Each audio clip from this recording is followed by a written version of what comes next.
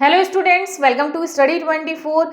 तो 2023 का एमटीएस का आपका हवलदार का एक और आपका नोटिस आ चुका है, उस पर डिस्कस कर लेते हैं। और जो केकेआर का आपका एलोकेशन आया था उसमें बहुत ज़्यादा कन्फ्यूजन थी बच्चों को कि भाई केकेआर में काफ़ी सारे बच्चों का मतलब जो एलोकेशन लिस्ट है उसमें नाम नहीं है जिनका केकेआर में सिलेक्शन हुआ है, तो उस पर भी बात करेंगे। सबसे पहले हम लोग देख लेते हैं कि हमारा कहाँ का नोटिस आया है। 2023 का एक और डीबी का नोटिस आपके सामने है, यहाँ पर मैं लगा दे रही हूँ। बाकी आपको पीडीएफ टेलीग्राम ग्रुप पर मिल जाएगा।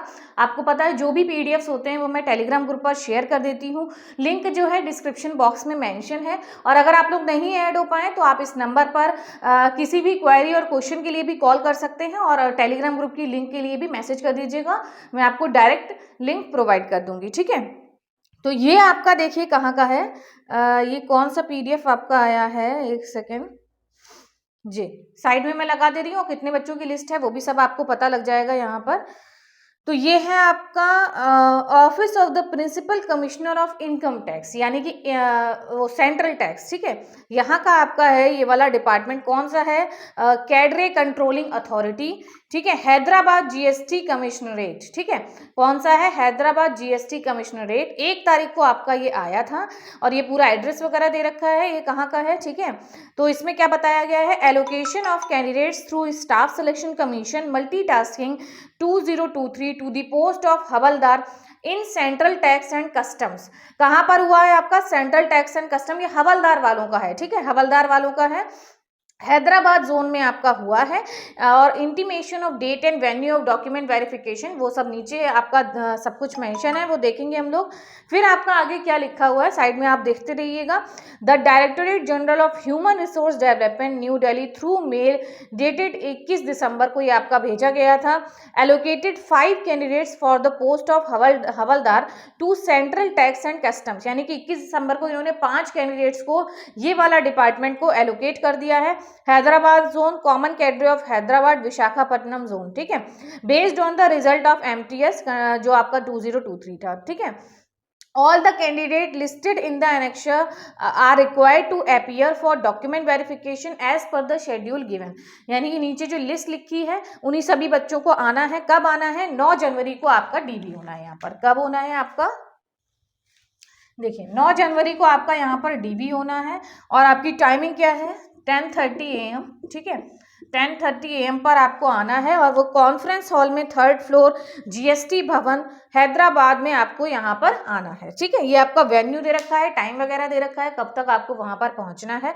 फिर आपका है further candidates are required to bring the following original documents and 2 self attested copies each of the said documents। यानी कि जो भी इन्होंने डॉक्यूमेंट्स नीचे बताए हैं ये सारे डॉक्यूमेंट्स आपको ओरिजिनल लेकर जाने हैं और सभी की 2 कॉपीज करा लेंगे, 2 फोटो कॉपी करा लेंगे और उन्हें सेल्फ अटेस्ट करना है। कैसे करते हैं सेल्फ अटेस्ट? अपना नाम लिखते हैं, फिर उस पर साइन करते हैं और फिर डेट डाल देते हैं, वो सेल्फ अटेस्ट हो जाता है। ठीक है, और 2 ले जाने हैं, 1 सेट नहीं, 2 फोटोकॉपी कराइएगा, मतलब 2 सेट आपके कंप्लीट हो जाएंगे। क्या क्या चीजें हैं? वही secondary higher secondary certificate.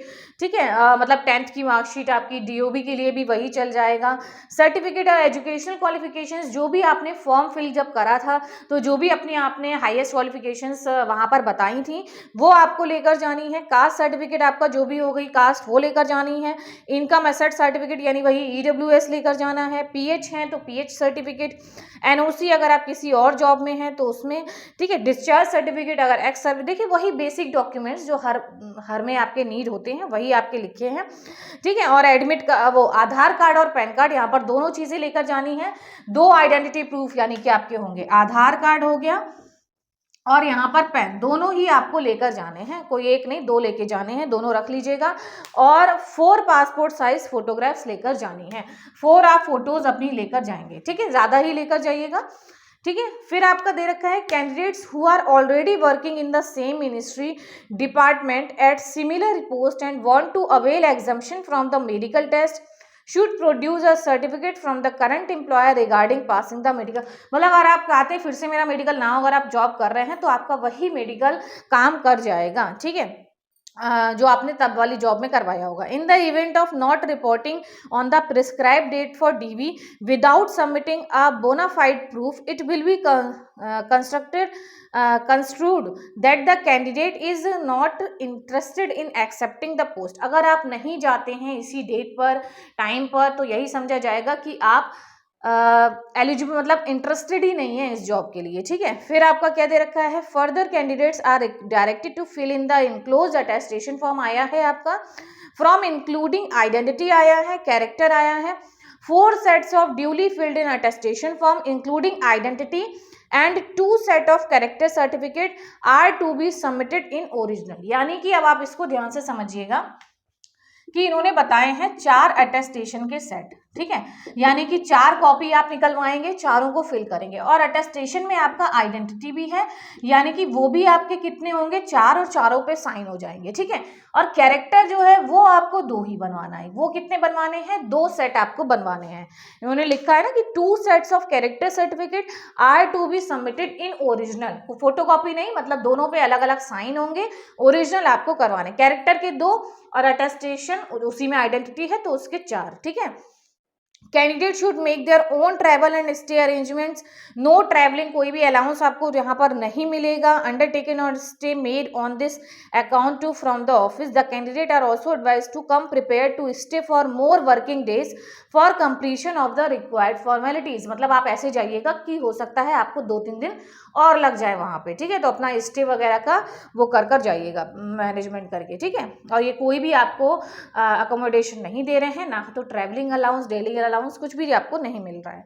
The candidate are directed to submit physical fitness and medical certificate and statement declaration. Annexure 2 में जो आपको दे रखा है सिविल सर्जन सीएमओ से, वही मेडिकल वाला वो आपको सीएमओ या सिविल सर्जन से आप ऑथोराइज करवा लेंगे।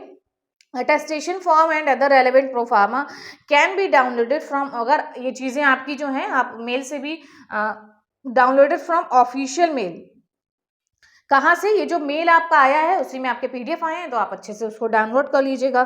फिर आपका देखिए लिस्ट दे रखी है, 5 कैंडिडेट्स की लिस्ट है, रोल नंबर है, नेम है, रैंक है। इन 5 बच्चों को 9 तारीख को इनका डीवी होना है 10:30 बजे। 5 बच्चों की आपकी ये लिस्ट है, तो आप लोग भी अपना नाम देख सकते हैं। अगर आपकी आईडी कुछ मिसमैच हो जा रही है, आपके पास मेल नहीं आया है, तो आप लोग नाम देख लीजिएगा।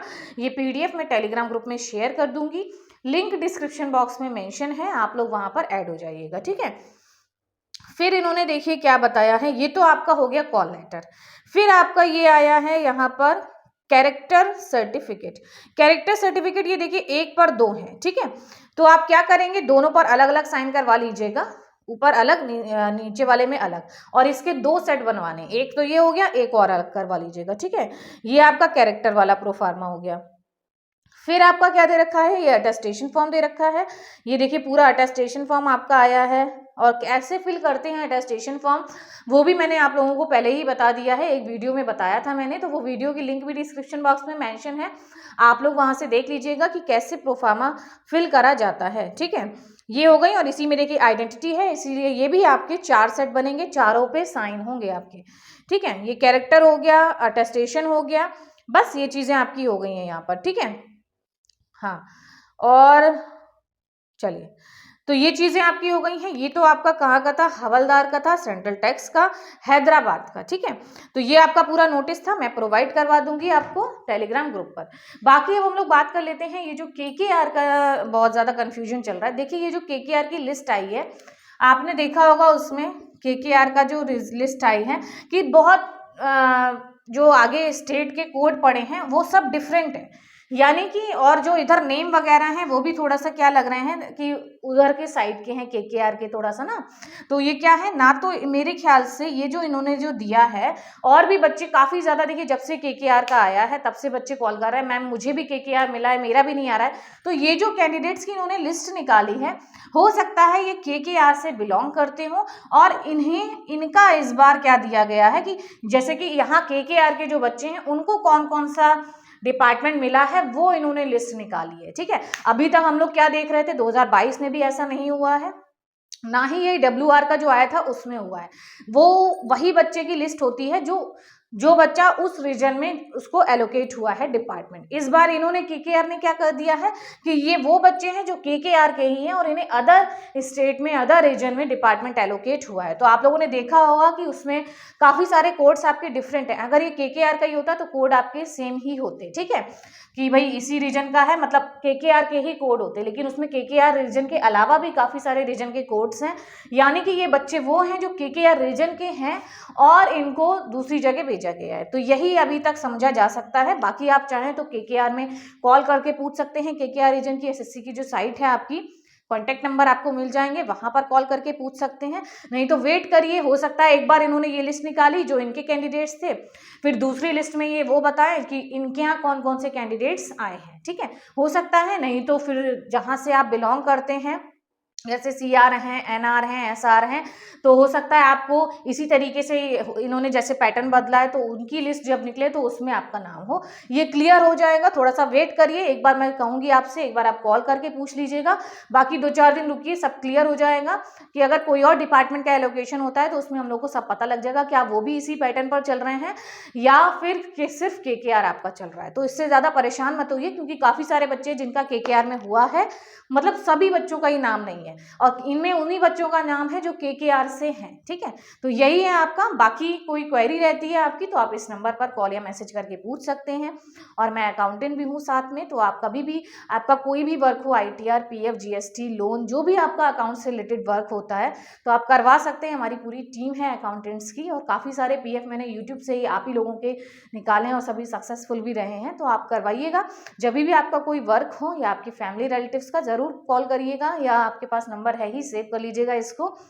तो मिलते हैं फिर नेक्स्ट वीडियो में आपको, तब तक देखते रहिए। वीडियो को लाइक और ज़्यादा से ज़्यादा शेयर कर दीजिएगा। Thank you.